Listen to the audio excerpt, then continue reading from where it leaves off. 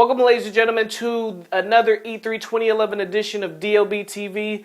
Now we're getting ready to recap Sony's press conference, let you guys know what I like, what I didn't like, the games we saw, the new PSP. We're going to cover all of that after this. You guys are tuned into DLB TV.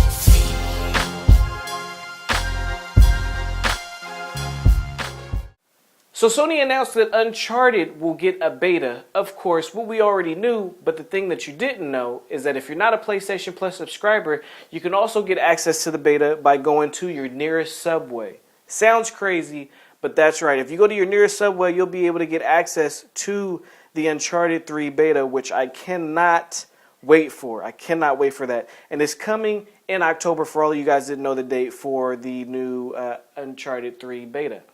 Next up, Sony announced that ICO is going to be coming out with a remastered version of Shadow of Colossus Collection. Had to try to get that out. It was hard. That's going to be coming out this September. I cannot wait for that. That was a great game. If you guys did not get a chance to play it, it's going to be remastered in HD and it's going to be 3D. Once again, that game is coming out in September. They're also going to be doing the same thing with God of War Origins. For all of you guys that play God of War on the PSP, they're actually remastering it, putting it in HD, adding trophy support, 3D support, all the goods, and they're bringing that to the PlayStation 3 as well. So that's also going to be coming. So make sure that you guys stay tuned for that. They didn't give a release date on that game. Or actually, excuse me, I'm sorry. That game is actually coming out in September. Forgive me. So we have a lot of stuff hitting that September mark because Resistance is coming out in September as well.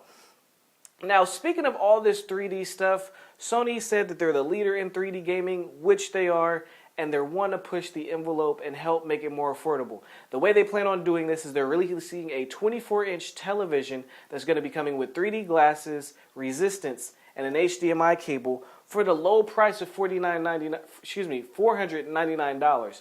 I wish it was $49.99, but $499. Now, that's a great price point, but I need a bigger screen. I'm sorry, but I just can't do it. It's too small for me.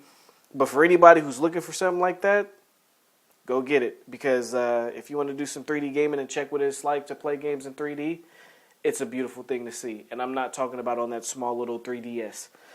Next up is Resistance 3. They're offering another special edition pack to the one that they already have. They're coming out with a PlayStation Move Sharpshooter edition for Resistance 3 that, of course, comes with the PlayStation Move, the PlayStation Eye, and the Sharpshooter peripheral, all for $150. Another thing that Sony talked about is how they're the leader in Netflix views. Or usage. So a lot of people are using Netflix on their PS3s than any other device that supports Netflix. That's crazy. I don't know if you could look at that as a bad thing or if you could look at that as a good thing.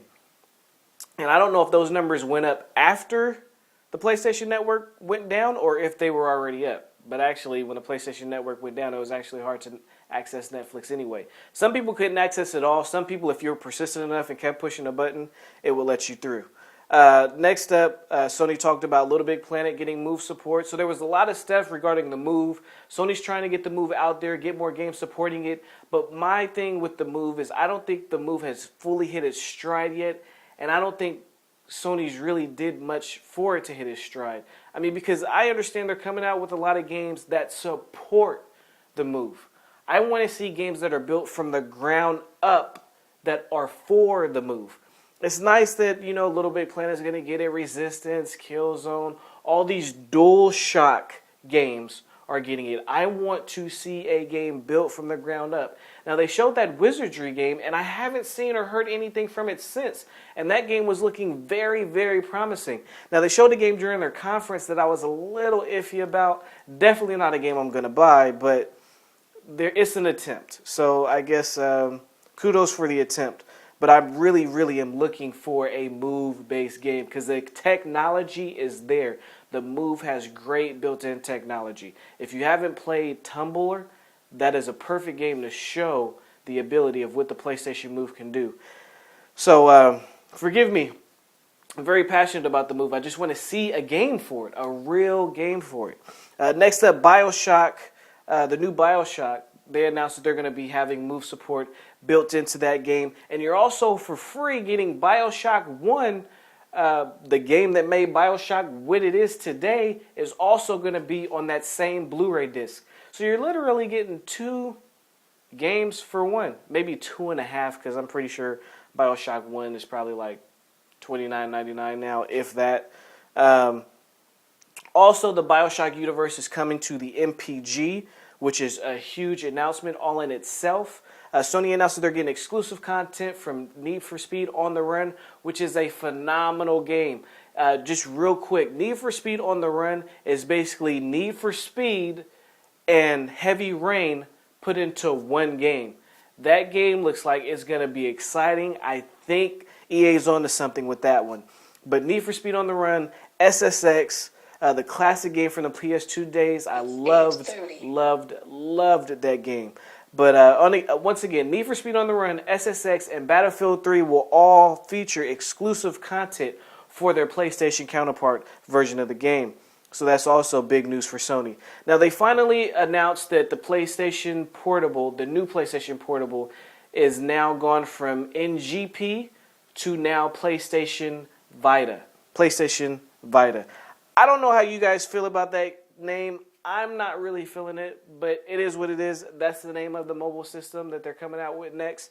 It's going to be releasing for $249 and $299, which to me are perfect sweet spot price points for this device. Excuse me. The 3G model is going to be the $299, and of course the Wi-Fi only model is going to be. The 3G model is going to be the $299. The Wi-Fi only is going to be the $249. The 3G model is going to be supported by AT&T. A lot of people didn't like that. Some people like it. I'm up in the air. I really don't care. I don't even know if I'm going to get one or not because of the bad relationship that I had with my old PSP. We didn't get along too well. There was no games coming out for it that I wanted to play, so I had to toss her to the side.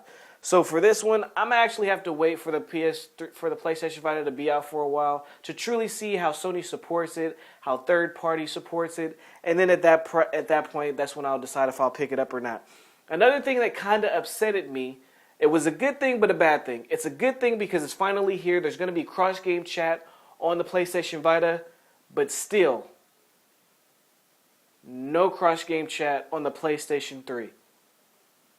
That was a huge letdown for me. The fact that they didn't talk about the PlayStation Network at all was a huge letdown for me. Well, they talked about it, but they were apologizing about the outage. But as far as new features, nothing. Nothing. Okay, Cinema Now. They announced Cinema Now for the PlayStation Network. No, I'm sorry. I don't know what Sony's thinking. I don't know what's going on. I don't know if there was something from when the PlayStation Network got hacked that kind of postponed some of the features they would have been talking about at E3. But they didn't give me anything on the PlayStation Network side, so that was really upsetting for me. But like I said, on a more happier note, the PlayStation Vita is going to be featuring cross-game chat, which is huge. And I'm actually looking forward to it. Like I said, I'm a little on the fence. I'm going to wait, though, for the PlayStation Vita. I'm pretty sure I'll end up getting one, but I'm going to wait to see how it does first. Then I'll jump on. Another to me, the biggest announcement that they had this year was Street Fighter X vs. Tekken. The game was already talked about. It's been in development for over the year, but the fact that it's coming to the PlayStation Vita was huge. Didn't expect it. I expected it, but I didn't expect Cole from The Infamous to be in the game on the PlayStation 3 version of this, or in the PlayStation version of this game. So that was huge in itself. I'm excited about that. They showed gameplay footage on the PlayStation Vita. The game looks great on that portable system. They also showed Uncharted. Uncharted looks great on the portable system. So the PlayStation Vita is shaping up to be a very, very good handheld. Some more things that they talked about was My Nation Race is going to be built from the ground up for the PlayStation Vita. It was nice seeing how they were able to quickly create a road just by drawing their fingers along the screen, how they were able to dig a ditch or a hole or a lake or a stream, whatever you want to call it, just by tapping on the screen, and build mountains by tapping on the back of the screen. So just the possibility of games that can be done on the PlayStation Vita, it's crazy. And I'm excited for it. Still, just don't know when I'm gonna get it. And then last but not least, my opinion on the conference as a whole. I don't know. Sony, if I was to rate Sony's conference, I'd probably give them around about a B minus, B. Them and Microsoft were kind of on par with each other, because they both, to me, in a sense, if there was a winner, neither one of them won, because neither one of them addressed their main issues. Microsoft didn't address the issue that they don't have any games. The only games that Microsoft has are third party. There's no exclusive games. So, I mean, they announced Halo. I mean, you get the same thing every year. Fable, Halo, Gears. Fable, Halo, Gears. Fable, Halo, Gears. Forza. They need some more exclusive content. But hell, Halo 4, that's a big announcement for them because that game sells well on their system. The PlayStation platform, and then on the flip side, the Xbox Live, they updated the user interface again. They're adding YouTube support. They're adding live TV streaming. So they did something with Xbox Live. On the flip side, PlayStation 3, they announced a lot of great games that are coming. They announced some exclusive content that they're getting from third-party developers. And then on the flip side, nothing on the PlayStation Network. So Sony's issue is the PlayStation Network, Microsoft's issue is the games, and neither one of them addressed the issues that they have. The only person that addressed the issues that they have today was Apple, ladies and gentlemen. Apple today took care of notifications. Everybody hated the notification system.